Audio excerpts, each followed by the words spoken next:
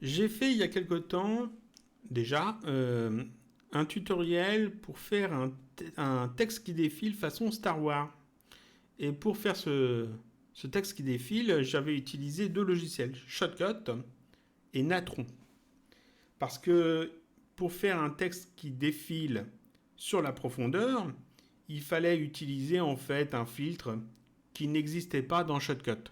Il fallait utiliser un moyen de déformer le texte pour qu'il donne l'impression d'aller sur la profondeur. Shotcut, depuis plusieurs mises à jour, a ajouté un filtre qui permet de faire ça. Donc on n'a plus besoin de Natron pour faire ce genre d'effet. Aujourd'hui, on ne va pas refaire le texte façon Star Wars, je le referai peut-être dans une autre vidéo, mais aujourd'hui, on va juste voir ce texte qui permet donc de déformer en perspective des éléments mis dans Shotcut. On va commencer par ouvrir un nouveau projet, donc sur vidéo, tutoriel.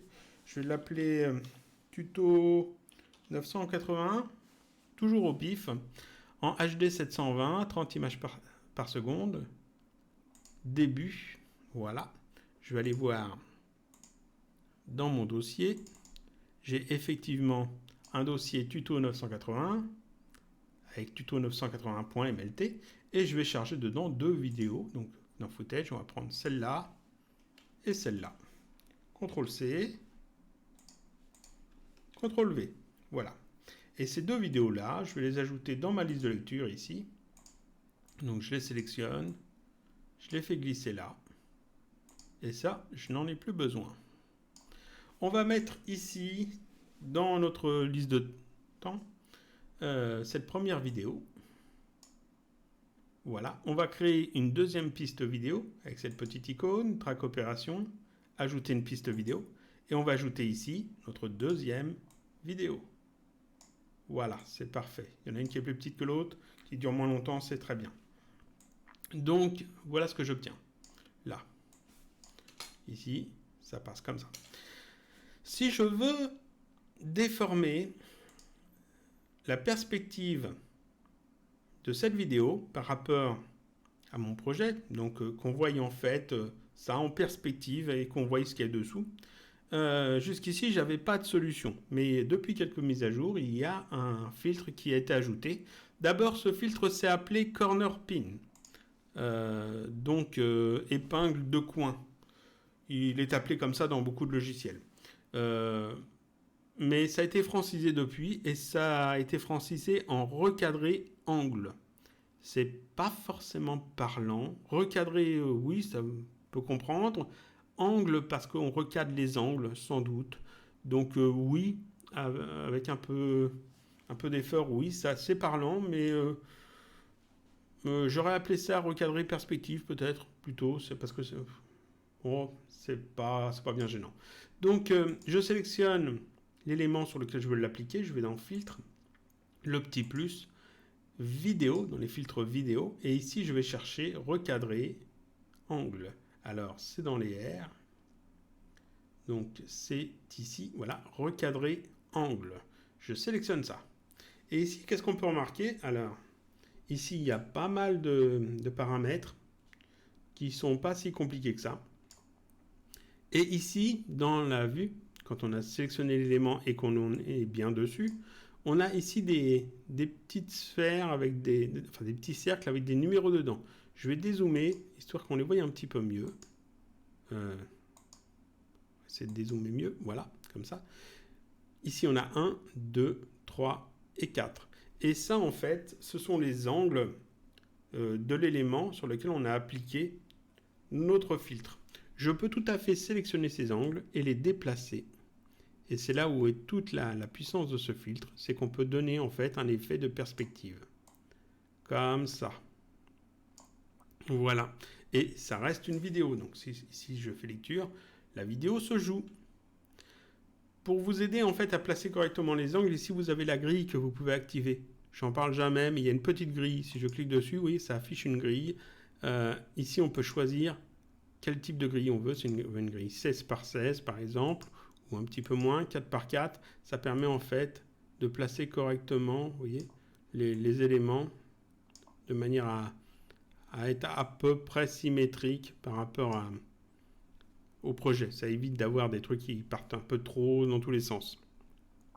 On peut désactiver la grille simplement en recliquant dessus. Voilà. Et donc là, en fait, on peut tout à fait faire notre effet de texte qui défile vers le fond. Et on peut déplacer forcément les 4 angles. Voilà. Je vais remettre le zoom ajusté. Parfait. Donc vous voyez, on peut tout à fait faire un truc comme ça. Comme ça. Ici, mettre ça là. Mettre ça là. Et on a un peu l'impression que la vidéo a été posée sur le côté, par exemple. Comme ça, on peut jouer avec... on peut jouer exactement tout ce qu'on veut ici. On peut déplacer ça même comme ça. Vous voyez qu'on peut totalement déformer la vidéo. Ici, dans les paramètres, ce sont simplement les informations de coordonnées des angles. Alors, ils sont en pourcentage, ce qui n'est pas forcément le mieux. Des pixels auraient peut-être été mieux. Donc, angle 1, X et Y. Angle 2, X et Y. Alors, l'angle 1, c'est celui-là. L'angle 2, c'est celui-là. Le 3, c'est celui-là. Le 4, c'est celui-là. Et donc, vous voyez qu'il y a les paramètres pour chaque angle. Et ici, on a un paramètre étirement qui permet, en fait, vous voyez, de déformer en plus, comme ça ou comme ça, afin de compenser ou d'étirer s'il y a besoin.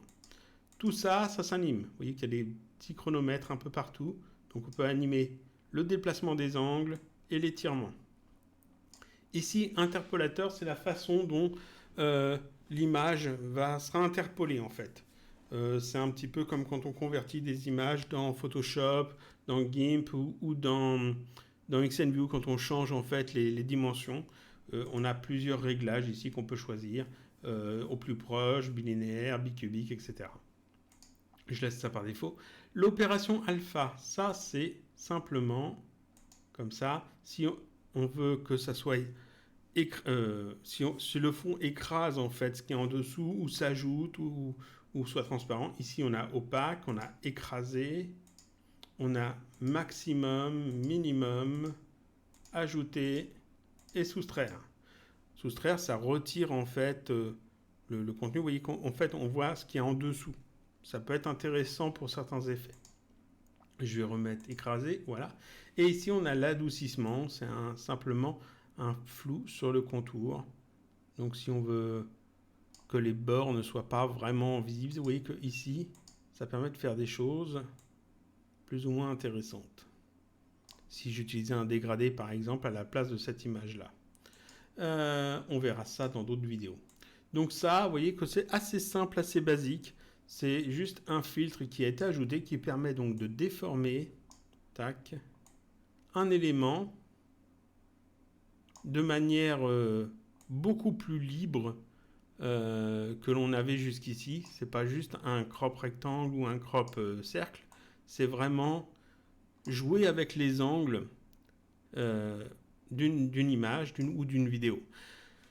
On peut par exemple tout à fait avoir une image ou une vidéo qui soit de cette façon-là, là à peu près, faire une animation des angles, où par exemple cet angle-là vient comme ça, cet angle-là vient comme ça, celui-là vient là, celui-là vient là, et on aura l'impression en fait que l'image tourne sur elle-même.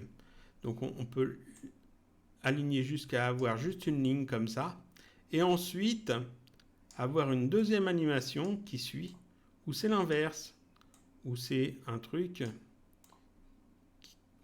qui est comme ça, je vais essayer de le faire bien, comme ça, et que ces angles-là s'ouvrent comme ça, progressivement, de manière à avoir en fait une autre animation qui tourne, mais dans l'autre sens. En faisant ça, on peut par exemple faire une carte qui tourne sur elle-même, qui pivote en fait sur un axe, et on voit les deux faces de la carte. C'est un exemple. C'est des petits effets comme ça qu'on va pouvoir créer avec ce filtre. Ça, puis avec du texte, avec des images, avec plein de choses. Donc c'est un filtre qui est sympa. C'est un filtre de déformation supplémentaire. Vu comme ça donne pas tout de suite plein d'idées, mais en y réfléchissant un peu avec les dégradés, avec les masques, avec les textes, etc., on peut faire plein de choses. Et on verra ça au fur et à mesure des tutoriels, je pense. Je trouverai quelques effets à vous montrer avec. Voilà, voilà.